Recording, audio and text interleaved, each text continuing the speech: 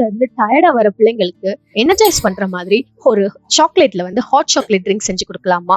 இது ரொம்ப சிம்பிள் தான். அதையும் நல்லா டாப் பண்ணுங்களேன். விப் கிரீம்லாம் வச்சு டாப் பண்ணும் போச்சுல இன்னும் கிரேவிங்கை வந்து அவங்களுக்கு இன்க்ரீஸ் தான் பண்ணும். அது சாக்லேட் தான் யாருக்கெல்லாம் பிடிக்காது? பிள்ளைங்கனாலே சாக்லேட் தான். ஸோ இந்த ட்ரிங்கை கண்டிப்பா அவங்களுக்கு செஞ்சு கொடுக்கலாம். எப்படி செய்யலாம்னு பார்க்கலாமா? இது ரொம்ப சிம்பிள் தான். ஹாட் சாக்லேட் மிக்ஸ் வந்து ரெடிமேடாவே உங்களுக்கு கிராசரி ஸ்டோர்ல அவைலபிளா இருக்குது. ஸோ அதை வச்சு தான் நான் வந்து இன்னைக்கு இந்த ட்ரிங்கை செஞ்சிருக்கிறேன்.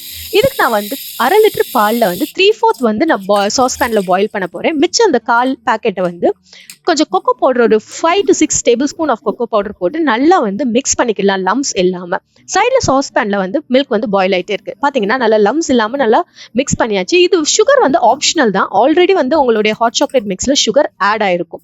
இது வந்து கொஞ்சம் டார்க் சாக்லேட் கூட இருக்கிறதுனால நான் கொஞ்சம் சுகர் ஆட் பண்ணிக்கிட்டேன். இந்த பால் வந்து கொதிச்சு வரும் போச்சுல சிம்ல வச்சுட்டு இந்த மிக்ஸையும் நீங்க ஆட் பண்ணி நல்லா மிக்ஸ் பண்ணி விடுங்க.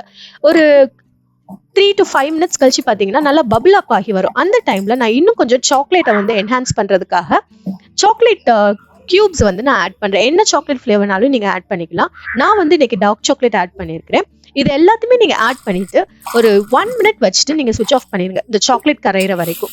ஃபைனலா நீங்க வந்து அந்த ஹாட் சாக்லேட்டை ஒரு விப் கிரீமோட டாப் பண்ணி கொடுங்களேன். நல்லா யம்மி அண்ட் டேஸ்டியா இருக்கும். கண்டிப்பா செஞ்சு பார்த்துட்டு கீழே கமெண்ட் பண்ணுங்க.